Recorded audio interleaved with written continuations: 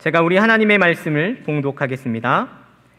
너희가 아들이므로 하나님이 그 아들의 영을 우리 마음 가운데 보내사 아빠 아버지라 부르게 하셨느니라. 그러므로 내가 이후로는 종이 아니요 아들이니 아들이면 하나님으로 말미암아 유업을 받을 자니라. 아멘.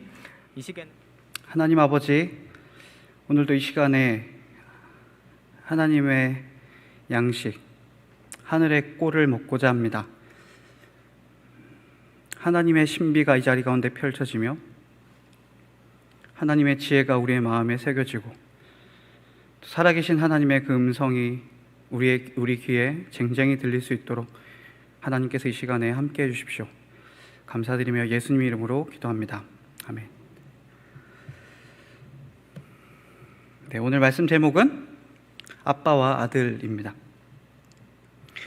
우리는 신앙생활을 합니다. 신앙생활이 무엇일까? 저마다 여러 가지 이야기들을 할 수 있을 거라고 생각합니다. 주일을 성수하고 11조하고 또 교인으로서 각자 맡은 자리를 최선을 다해 섬기는 것.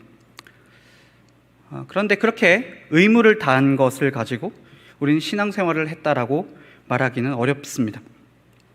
중요한 일들이지만 그런 것을 다 했다고 해서 우리가 신앙생활을 했다고 말하긴 어렵죠. 신앙생활은 하나님과 우리의 관계에 달려 있습니다. 어떻게 보면 신앙생활이라는 건 하나님과 내가 더불어 이 세상을 살아가는 것이죠. 예를 한번 들어볼까요? 두 사람이 똑같이 주일에 일어나서 옷을 깨끗하게 차려입고 예배를 드렸습니다. 그리고 지금은 먹을 수 없지만 성도들과 함께 교제하면서 점심을 먹고 또 오후 예배를 드렸습니다. 거기다가 이 두 사람 다 11조를 정확하게 구별해서 드렸습니다. 그런데 한 사람은 하나님이 누구신지 모르고 그저 두려움에 어떤 양심에 따라서 이 일들을 했습니다. 그러나 다른 한 사람은 정말 하나님의 은혜에 감사하고 하나님의 사랑에 대한 감격과 기쁨으로 그리하였습니다. 그러면 두 사람은 신앙생활을 똑같이 한 것 맞겠습니까? 우린 잘 압니다. 우리가 하고 있는 모든 일들, 신앙생활이라고 부르는 것들을 의무적으로 행하는 것, 그것이 신앙생활이 아니라는 것 말이죠. 동일한 행동을 했지만 의무감 혹은 하나님과 아무런 관계없는 사람이 한 행동은 그저 개인이 가지고 있는 양심에 따라, 개인의 두려움이나 혹은 그 사람의 가치에 따라 그냥 개인적으로 한 일일 뿐입니다. 그러니 우리의 신앙생활은 무엇을 했는가, 내가 무엇을 잘했는가가 아니라 나는 오늘 하나님과 어떤 사이인가, 나는 하나님과 어떤 태도로 대하고 나는 하나님을 어떻게 바라보고 있는가에 달려있다고 할 수 있겠습니다. 그래서 성경은 하나님께서 누구신지와 구원받은 신자가 하나님과 어떤 관계를 맺고 있는지를 분명하게 보여주려고 애씁니다. 오늘 본문도 하나님과 우리가 어떤 관계인지를 보여주고 있습니다. 우리가 오늘 볼 말씀은 갈라디아서인데요. 갈라디아서는 편지입니다. 발신자가 바울이고요. 수신자가 갈라디아 지역 교회입니다. 편지는 우리 상식적으로 보내는 사람이 받는 사람에게 글로 내 마음 혹은 내 의견 혹은 무언가 메시지를 전달하기 위해서 씁니다.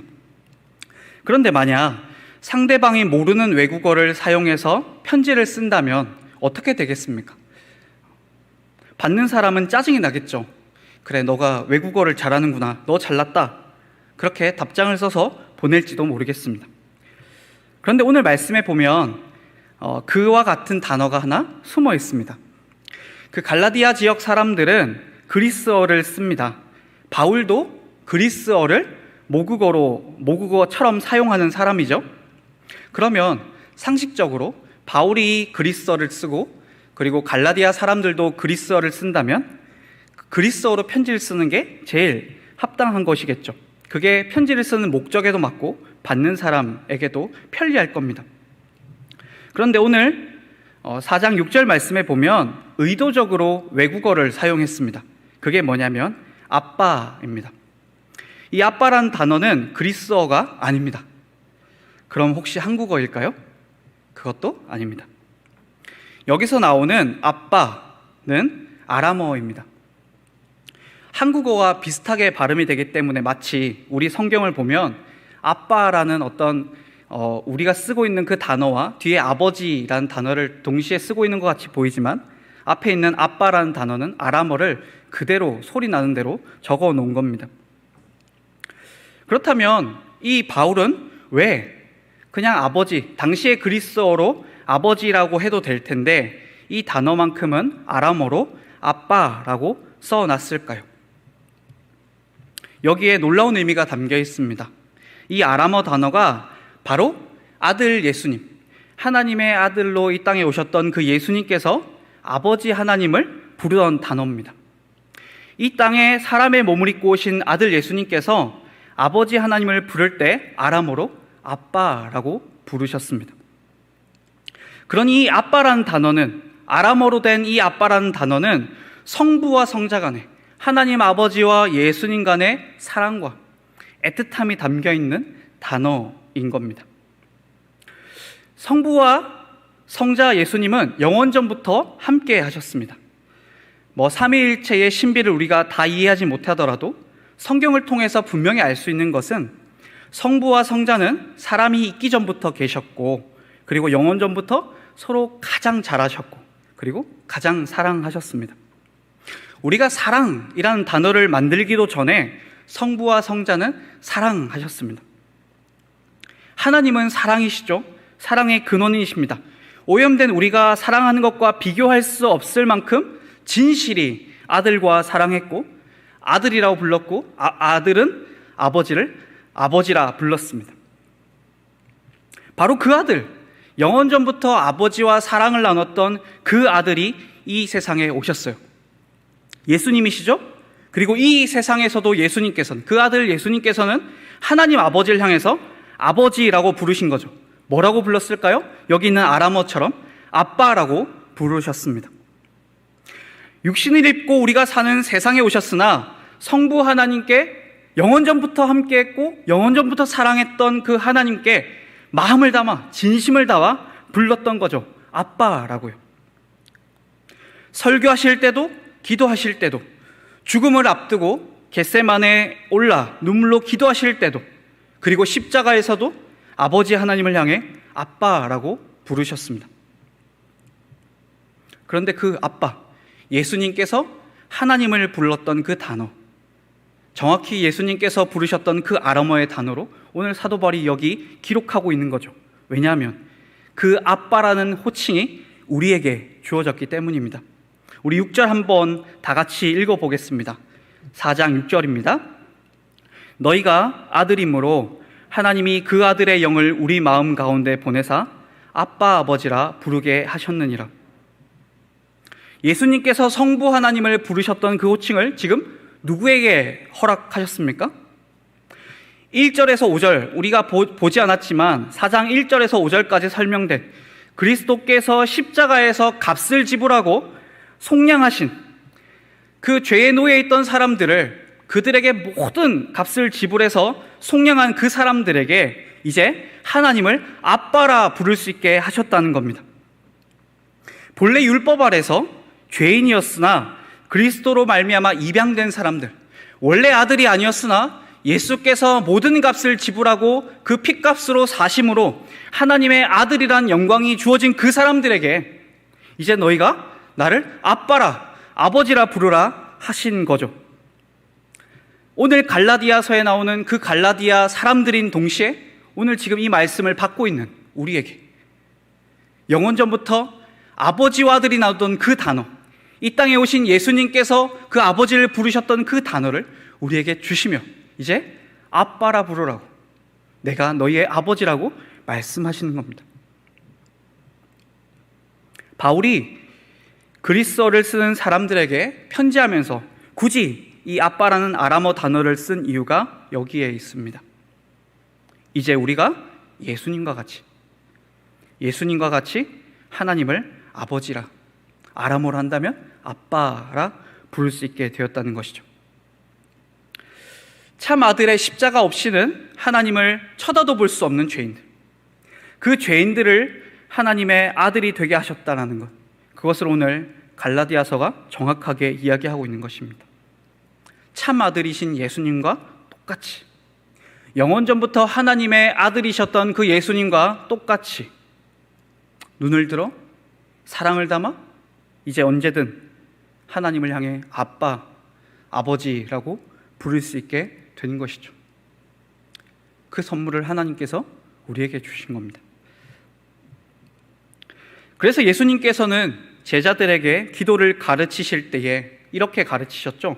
너희는 이렇게 기도하라. 하늘에 계신 우리 아버지, 하늘에 계신 우리 아버지, 나의 아버지가 아니라 그 제자들을 향해서도 우리 아버지라고 기도하라 하셨습니다. 물론 이 기도 역시 아람어를 사용해서 기도하셨을 테니 아빠라고 부르셨겠죠. 하지만 아빠와 아들, 아버지와 아들의 이 관계, 그리고 이 단어는 우리에게 사실 너무 익숙한 단어입니다. 그리고 아버지와 아들이라는 관계, 이 모습도 역시 익숙하죠. 그래서 우리는 하나님을 아버지라 부른다는 것, 우리가 예수님과 똑같이 하나님을 아빠라 부를 수 있다는 것이 얼마나 놀라운 일인지 사실 체감이 잘 되지 않습니다. 주기도문을 모임마다 예배에 폐회하면서도 우리는 아주 속히 그 단어를 지나쳐버리죠. 하늘에 계신 우리 아버지여, 이름이. 큰 감흥이 우리에게 없는 겁니다. 그런데 예수님께서 계시던 때, 예수님께서 이 땅에 사시던 그때에는 말도 안 되는 일이었습니다. 마가복음에 보면 예수님께서 유대 제사장들에게 끌려와서 그들 앞에 서셨을 때에 대제사장이 예수님께 질문합니다. 네가 찬송받을 이의 아들 그리스도냐라고 묻습니다. 그때 예수님께서 내가 그니라 라고 말합니다. 그랬더니 그 대제사장이 옷을 찢으면서 분개해요. 하나님을 모독했다는 것이죠. 감히 하나님을 아버지라 했다는 겁니다. 그리고 그 자리에 있던 사람들이 신성모독이다, 사형시켜라 소리치면서 그 예수님을 주먹으로 때리고 침을 뱉습니다. 유대인들에게는 이건 말도 안 되는 일이었습니다. 감히 하나님을 아버지라 부른다뇨? 그들은 아들은커녕 하나님께 가까이조차 갈 수 없었던 사람들이었고 스스로들도 그렇게 생각했습니다. 그 구약 이스라엘 사람들이 예배하는 성전은 구역이 나뉘어져 있었죠. 그 구역은 아주 간단한 원리로 나뉘어져 있습니다. 어떻게 나뉘어져 있냐면 지성소를 중심으로 가까운 것과 그 다음 가까운 것, 그리고 그 다음 가까운 것으로 구분되어 있는 거죠. 그러니 그 지성소, 하나님의 언약궤가 있는 그 자리에는 아주 성결하다고 인정된 사람만 갈 수 있는 겁니다. 그래서 지성소에는 1년에 딱 한 번 대제사장만 홀로 그 지성소로 들어갈 수 있었죠.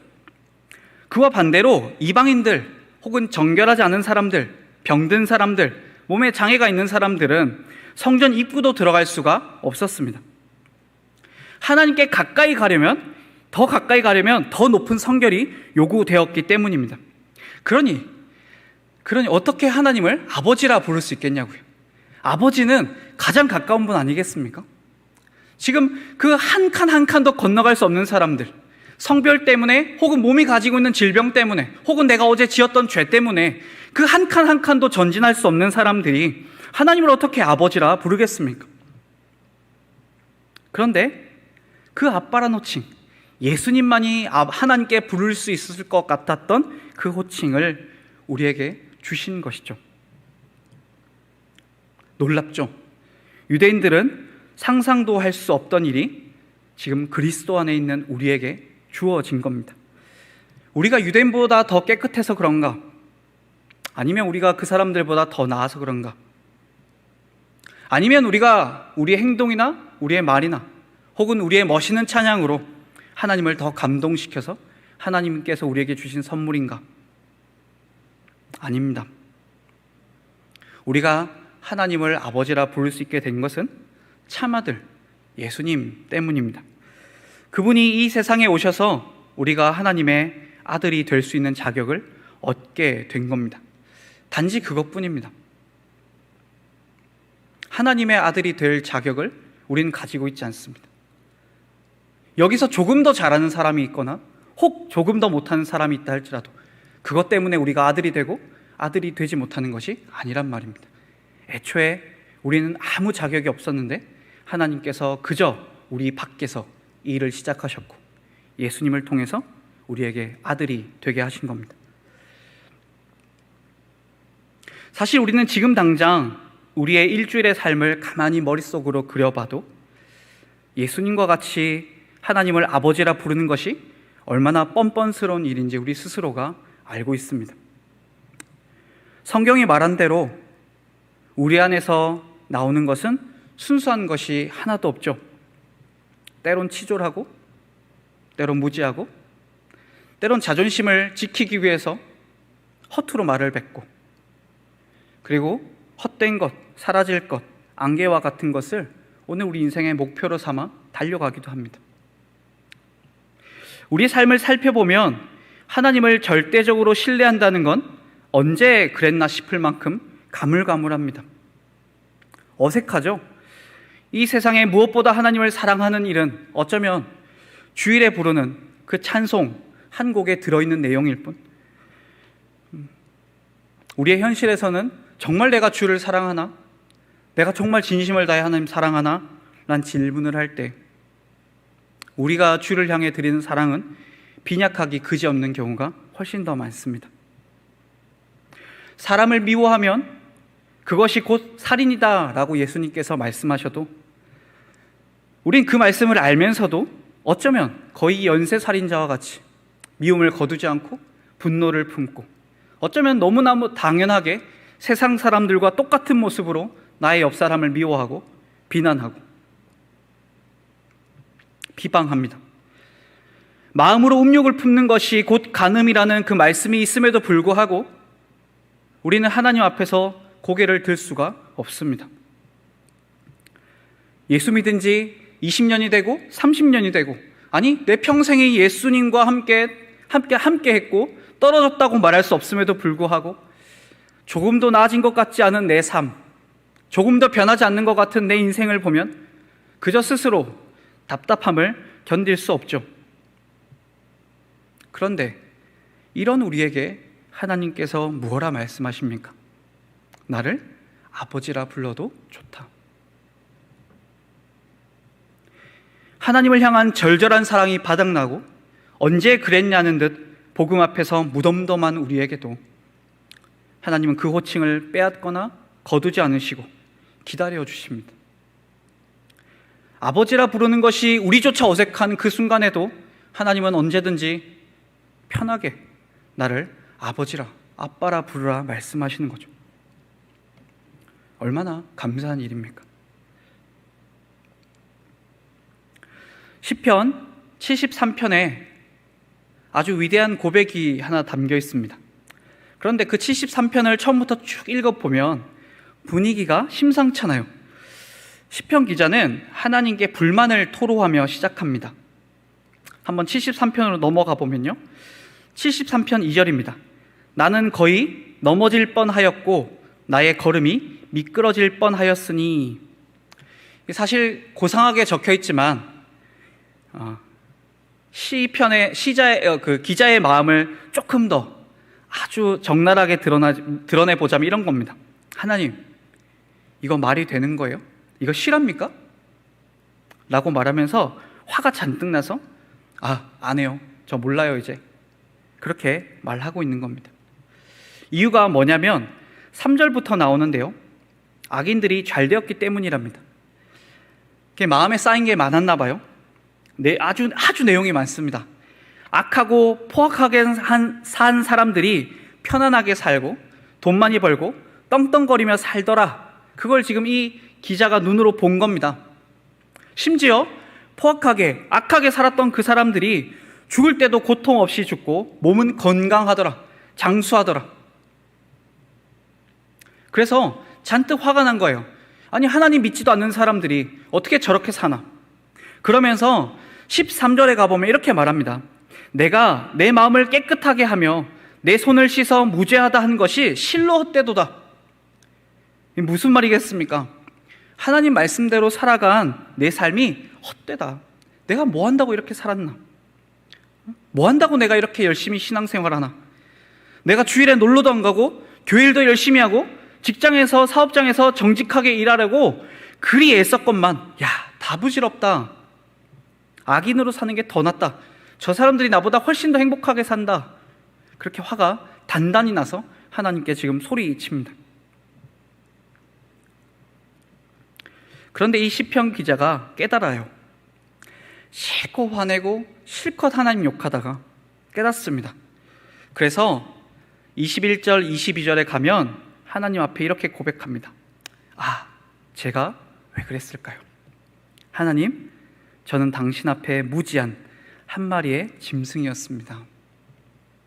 사리 분별하지 못하고 날뛴 자신을 회개한 것이죠. 즉 자기가 앞선 절에서 했던 억울하고 하나님은 불공평하고 공의롭지 못하다. 어떻게 이런 일이 일어날 수 있냐라고 했던 모든 말에 대한 철회입니다. 자신이 잘못 이해했다는 것을 깨달은 것입니다. 그러면서 이 시편 기자가 나지막하게 고백해요. 그게 마지막 절이거든요. 하나님께 가까이함이 내게 복이라. 시편 기자는 자신이 부러워하던 모든 것이 하나님과 함께함 앞에서 자기가 부러워하던 모든 것이 하나님과 함께함 앞에서 가치를 잃는다는 것을 알게 된 거예요. 내가 부러워하고 하나님을 사랑하지도 하나님을 따르지도 않았던 사람들이 누리면서 떵떵거리며 살았던 그 모든 것들, 그것이 하나님과 가까이 하는 인생 앞에서 아무것도 아니더라는 것을 깨닫게 됩니다. 돈 많이 벌고 장수하고 사업이 잘 되고 명예로운 삶을 사는 그 어떤 것보다도 하나님을 가까이 함이 자신에게 가장 큰 영광이고 복이라고 고백하는 것이죠.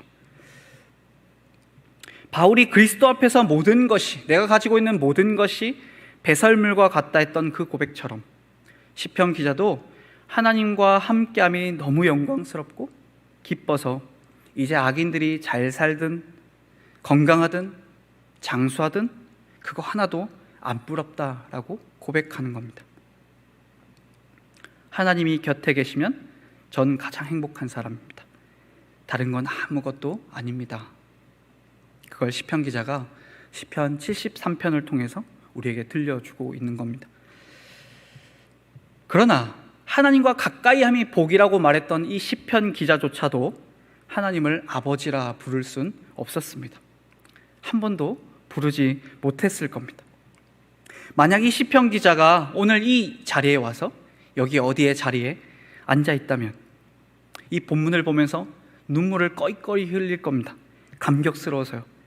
야, 그냥 곁에만 있게 해주셔도 저는 충분한데 저를 아들로 받아주시는군요. 예수 그리스도 그 메시아와 같은 자리에서 하나님을 아버지로 부를 수 있게 해주셨군요. 나 같은 사람을 아들로 받아주신다고요? 제가 이제 하나님의 아들이라고요? 라고 말했을 겁니다. 오늘 하나님을 아버지라 부르는 우리는 도대체 얼마나 복된 사람일까요? 시편 기자조차 꿈도 꾸지 못했던 하나님과 부자 관계가 된다는 것. 어쩌면 가만히 생각해 보면 우린 정말 행복한 사람들입니다. 하나님과 가까이함이 복이라면 오늘 우리는 최고의 복을 누리며 하루하루를 살아가는 사람들입니다.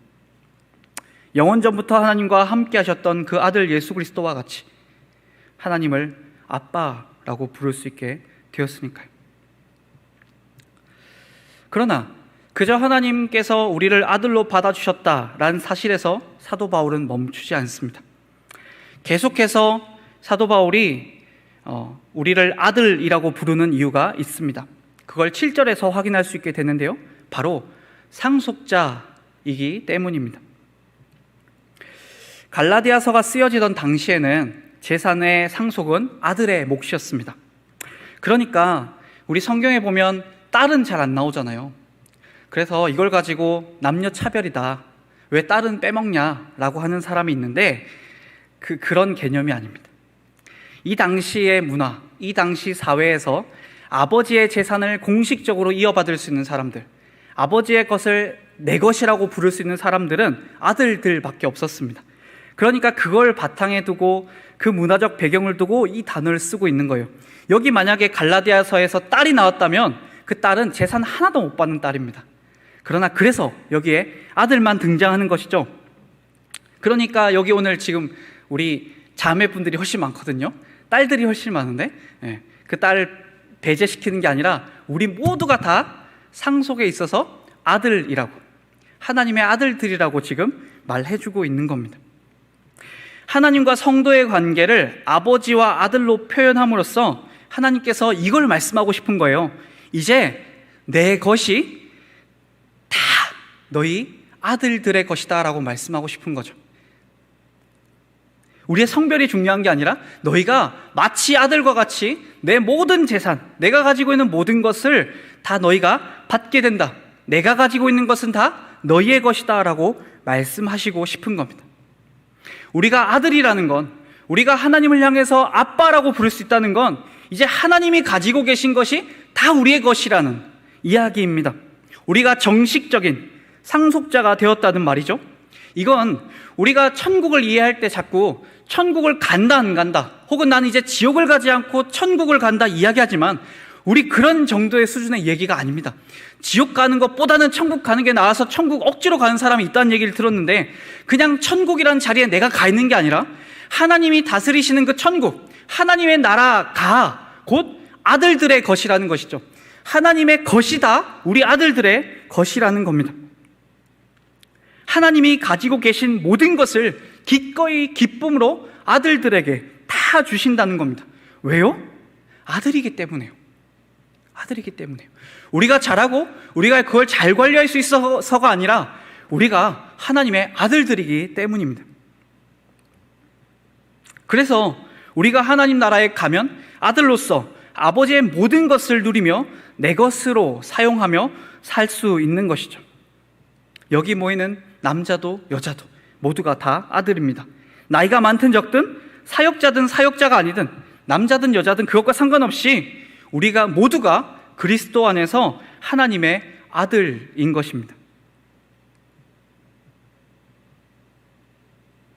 우리의 신앙의 여정은 이 사실에 기초합니다.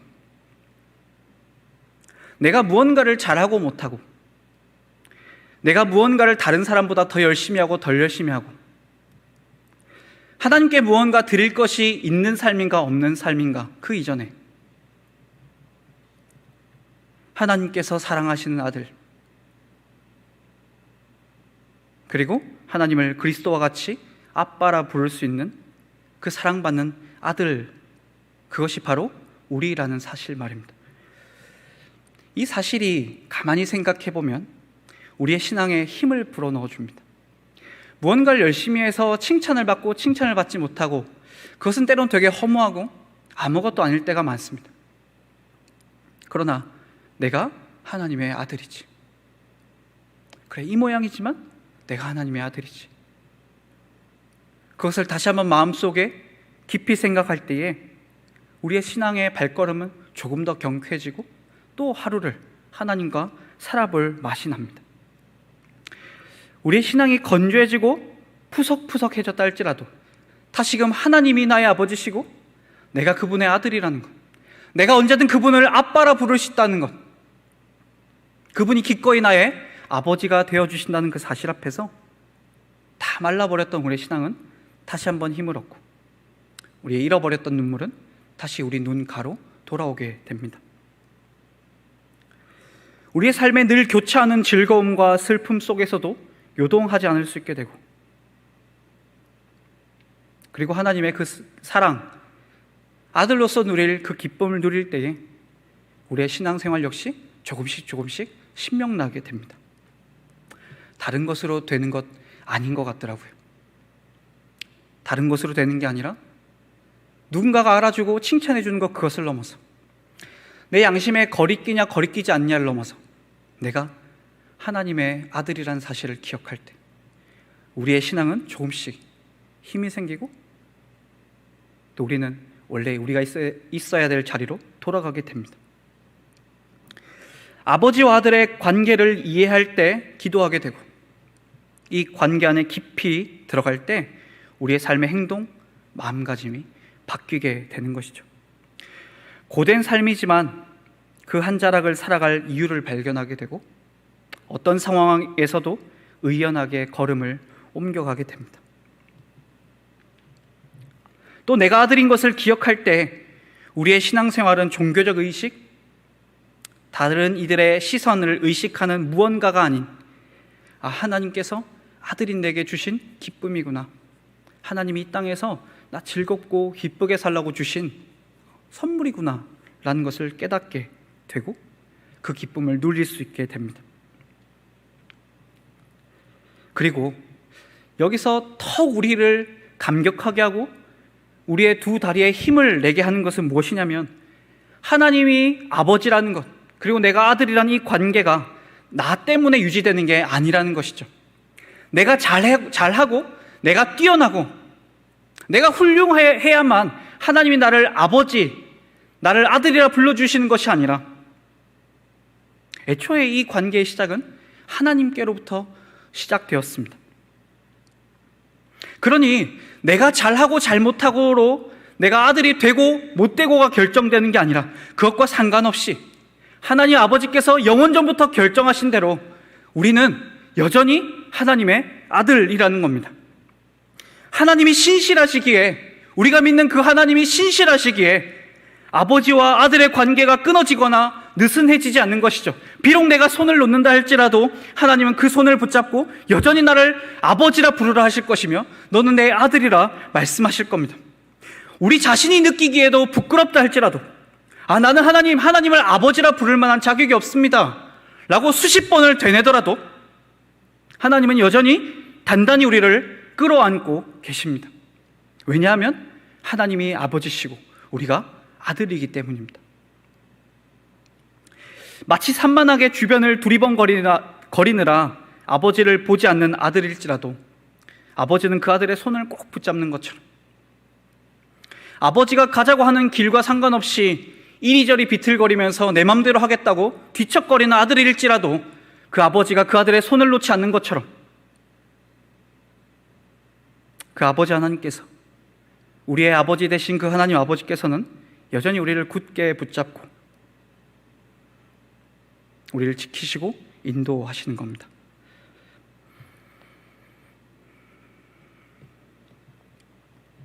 욥에게 하신 하나님의 말씀으로 오늘 설교를 갈무리할까 합니다. 욥기를 가만히 읽어보면 욥은 사실 만신창이가 됩니다. 처음에 멋있고 처음에 괜찮은 욥의 모습, 그것은 잠시고 곧 병이 걸리고 친구들과 논쟁하면서 지금까지 내가 알아왔던 모든 지식들이 헛되고 난 지금까지 어떻게 살아왔나, 뭘 가지고 살아왔나, 내가 알고 있던 건 다 뭐지? 그런 혼란 속에 빠지게 됩니다. 그리고 자기 스스로가 믿었던 자기의 모습이 가짜였다라는 것, 내가 생각했던 욥, 그 욥이 바로 내가 아니구나라는 걸 욥은 깨닫게 되죠. 아니요, 적어도 친구들과 대화 속에서 그걸 주장할 수 없다라는 것을 욥은 깨닫게 됩니다. 그 친구들과 대화할수록 도무지 설명되지 않는 그 초라함이 그에게 몰려왔을 겁니다. 병들었죠? 가족을 잃었죠? 온몸은 만신창이죠. 그러니 얼마나 볼품없는 사람이었겠습니까? 거기다 그 고통 속에서 살은 빠지고 눈은 퀭해지고 머리도 빠지고 아마 정말 저 사람 팬이다 라고 생각이 들 만큼 욥은 엉망이 됐을 겁니다. 그런데 마지막 부분에 38장에 가면 그런 욥에게 하나님께서 찾아오십니다. 그리고 그 욥에게 말씀하십니다. 대장부처럼 허리를 묶고 일어서라. 처음에는 혼내려고 일으켜 세우신 줄 알았어요. 근데 그러기에는 뒤의 이야기도, 그리고 대장부처럼 허리를 묶고 일어서라는 이 말도 이해가 되지 않더라고요. 그래서 가만히 읽어보면 하나님이 이 말씀하시는 것 같아요. 너 네가 누군 줄 아니? 왜 지금 질질 짜면서 그러고 있어? 너는 당당히 서야 할 내 아들이야. 그러니 정신 똑바로 차리고 다시 다리에 힘을 주고 똑바로 일어서라고. 너 내 아들이니까 이렇게 질질 짤 필요 없다고? 그렇게 욥에게 말씀하신 것 같습니다. 혹 오늘 자신의 모습 앞에서, 혹은 살아온 나의 인생길 가만히 돌아볼 때 나 같은 사람이 어찌 하나님의 아들인가? 천국 어귀에 들어가는 것만으로도 감지덕지다 생각하시는 분 계십니까? 욥처럼 지나온 세월을 가만히 돌아보니 야, 만신창이 같고 아무것도 아닌 존재라는 허탈함 속에 빠져서 하나님이고 뭐고 그저 하루하루 근근히 살아가는 분 계십니까? 하나님이 오늘도 말씀하십니다. 네가 누군지 아니? 내 아들이다. 허리를 동이고 다리에 힘을 주고 당당히 서라.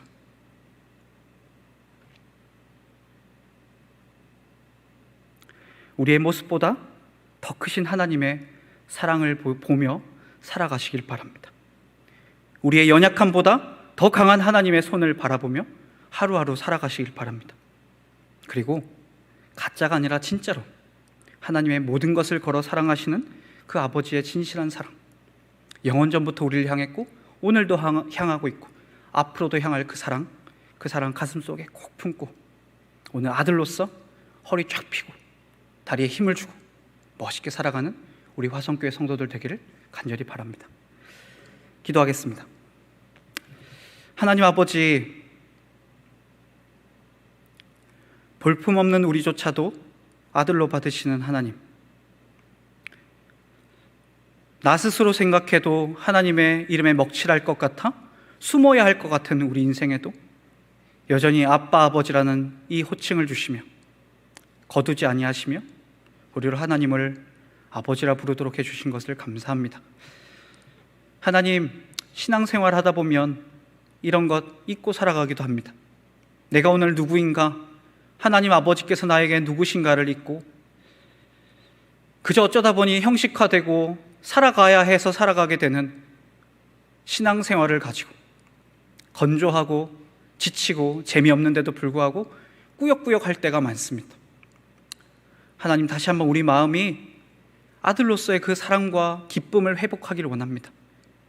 오늘도 우리에게 그럼에도 불구하고 아들이라 말씀하시는, 나를 아버지라 부르라고 기꺼이 말씀하시는 그 하나님 앞에서 다시 한번 고개를 들고 허리를 펴고 다리에 힘을 주어 멋들어지게 설 수 있는 우리가 될 수 있도록 해주십시오. 그래서 하나님 바라보며 언제든 아빠라고 부르며 그 하나님과 더불어 하루하루 기쁘게 신명나게 살아가는 우리 성도 인생이 될 수 있도록 주여 도와주십시오. 오늘도 우리에게 아들의 자격을 주신 예수 그리스도 이름으로 기도합니다. 아멘.